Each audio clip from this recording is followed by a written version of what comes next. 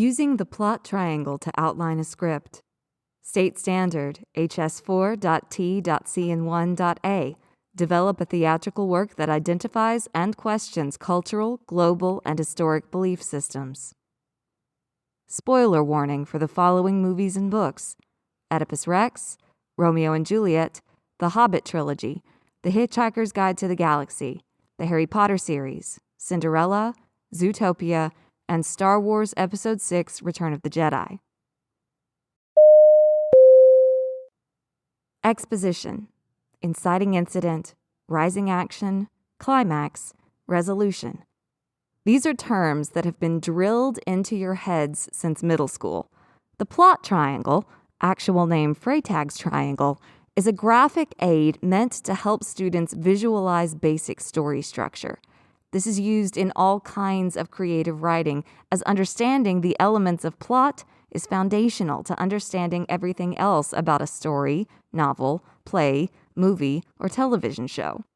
Most often, students are asked to map the elements of an existing plot onto Freytag's triangle as a form of rudimentary analysis. This piece of information is exposition, while another piece is an event during the climax, etc., etc. However, Freytag's triangle can be used in the opposite direction. Writers of all skill levels often use organization aids when breaking story, a movie industry term that means figuring out what to include in the plot before the screenwriter begins the first draft of the script. They list out all the pieces of exposition the audience will need and all the events that will take place. Once listed, these items can be rearranged to occur on screen in whatever order the writer wishes. This is especially necessary if more than one plot line will be included in a single script. Today, we're going to look at Freytag's triangle with a writer's eye and learn how to use it as a writing tool, not just a tool for script analysis. Exposition is all the information that the audience needs to know in order to understand what is happening in the story. Usually, this means anything that happens off-screen that is important, as well as any necessary world building. For example, if your story takes place in a world that has been devastated by a civil war, but we aren't going to see that war happen on screen, then anytime a character mentions the war, they are delivering exposition. The basic facts of the world and its relevant history are called the given circumstances. This includes information like what time of year it is, whether or not magic exists, if the technology is different from what the viewer or reader might encounter normally, and anything else that matters to the story but doesn't exclusively impact the main character. We also need to understand what normal life is like for our main character. This is called the status quo. An audience has to have a baseline or point of reference for our character's everyday experience in order to recognize when an event is important or unusual, or that a change is taking place. Traditionally, exposition is delivered at the beginning. This style of exposition is often called front-loaded exposition, or derogatorily, an info dump. In modern storytelling, it's more common to wait to give an audience exposition until just before it becomes directly relevant to what's happening in the story.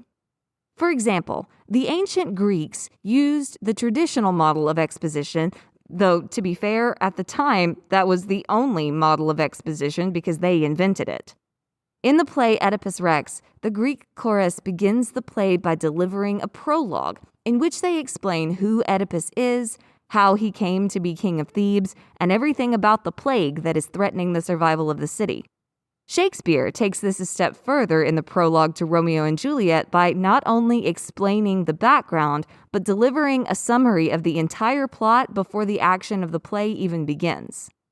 On the other hand, in the Hobbit trilogy, it is important for the audience to understand what dragon sickness is, but that information won't become relevant until the third movie. Instead of explaining dragon sickness at the beginning of the trilogy or even at the beginning of the third movie, the filmmakers instead wait until one of the characters, Thorin, begins to show symptoms of dragon sickness, then cut away to a scene where another character, Balin, explains what it is and the fact that Thorin has a family history of dragon sickness. Which style is better? It depends on the experience you want to create for your audience. Traditional front-loading can be a sluggish start, but allows the audience to experience the story without interruption, meaning the story doesn't need to take time to reestablish its flow after an exposition break.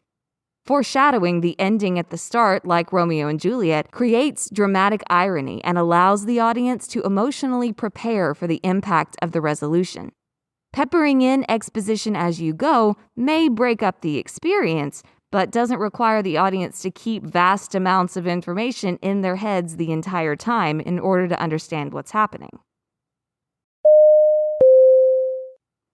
The inciting incident is the event that sets the story in motion. Without this event, none of the rest of the story could take place. Often, writing teachers will ask students to consider the status quo of the main character and then start the story by asking, what makes this day different or special compared to a normal day in this character's life? The inciting incident changes the status quo for the main character. Without it, the main character's life would continue on exactly as it had been going. The inciting incident needs to prompt an action-based response from the main character. The inciting incident will either be an enticement of some kind, or else it will be a destructive event. If your story has multiple plot lines, you will have multiple inciting incidents, one for each plot line. In The Hitchhiker's Guide to the Galaxy, the inciting incident is the destruction of planet Earth to make way for an intergalactic highway. Without this event, the main character Arthur Dent's life would have continued on exactly as it had been going until he died. However, because his status quo was destroyed, he is forced to take action, which then leads to the rest of the plot. In Cinderella, the announcement of the prince's ball is the inciting incident. This is an enticement that prompts many characters, including Cinderella, to take action. Without this event, Cinderella would have continued on living as a maid to her stepmother and stepsisters. The Harry Potter series has multiple plot lines. In the first book, Harry Potter and the Sorcerer's Stone, the self-discovery plotline begins with an enticement when Harry receives his letter informing him of his acceptance to Hogwarts. Without this event, Harry would continue living his life in the cupboard under the stairs as a victim of abuse and neglect. The overarching plot that spans all 7 books, in which Harry must prevent Voldemort's takeover of the wizarding world, has destruction as the inciting incident. Voldemort murders Harry's parents, an event that destroys the status quo for baby Harry and also directly leads to the climax of the series, wherein Harry must die in order to destroy the final Horcrux. Rising action includes all the events that move the story toward its climax. Usually, rising action is comprised of plot points and transitions. Plot points are events in which the characters attempt to achieve one or more of their goals. Their success or failure prompts the characters to take an action that moves them closer to the climax of the story. Transitions are the scenes that are necessary to connect one plot point to another, so the experience of the story is smooth. For example, in the movie Zootopia, the main character, Judy Hopps, is trying to find a missing otter named Emmett Otterton. The first plot point occurs when she tracks down someone who can give her information about the otter's whereabouts. She does not succeed in finding the otter yet, but does learn information that will lead to the next plot point, the discovery of missing animals at an asylum. There are several transition scenes between the 2 plot points, in which we watch Judy follow clues and examine evidence. The number of plot points is directly related to the length of the story, and the standard varies by form. In a novel, it is generally up to the author to determine how many plot points will take place before the climax and how many pages each plot point will take up. In a movie script, screenwriters often follow a specific formula to determine not only how many plot points will take place, but how many pages of the script will be devoted to each one. It is standard practice, for example, that the inciting incident will take place by page 10 of the script, and plot point 1 takes place before page 30. For more information, see The Screenwriter's Workbook by Sid Field. The climax is the moment at which the opposing forces finally clash in a way which will result in one party succeeding in achieving their goal and the other failing for good.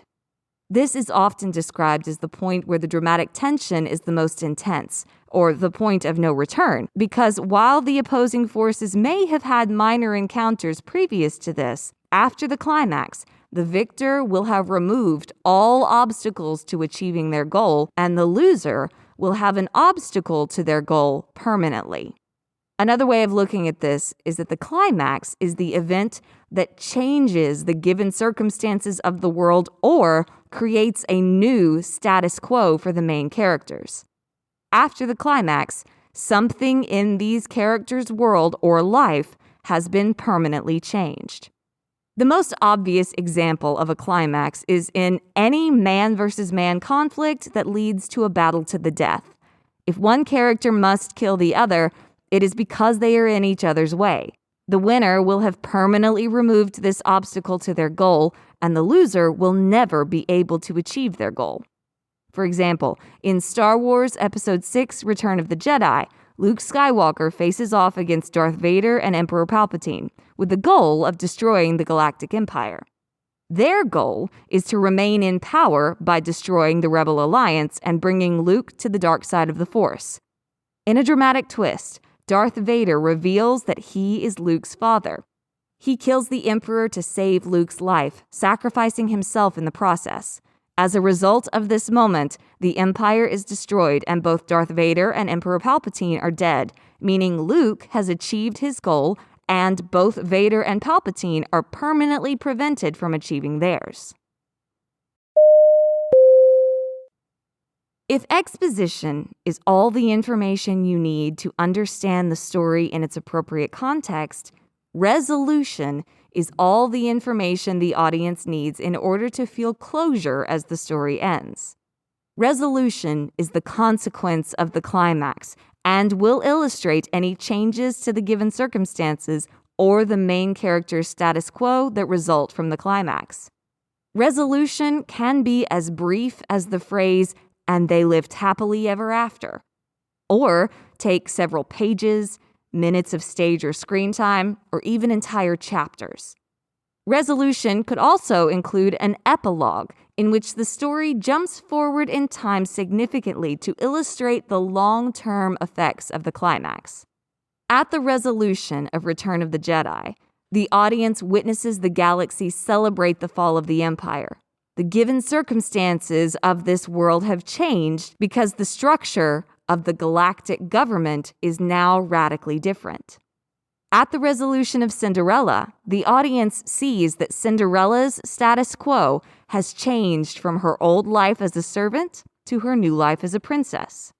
The Harry Potter series concludes with an epilogue, which demonstrates that because Harry was able to defeat Voldemort, most of the characters we spent 7 books caring about went on to have children of their own, implying happy lives.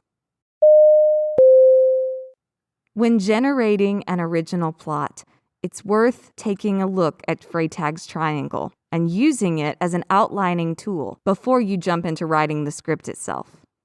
Having all of your elements in place before you begin will ensure that your story is cohesive and enjoyable for your audience.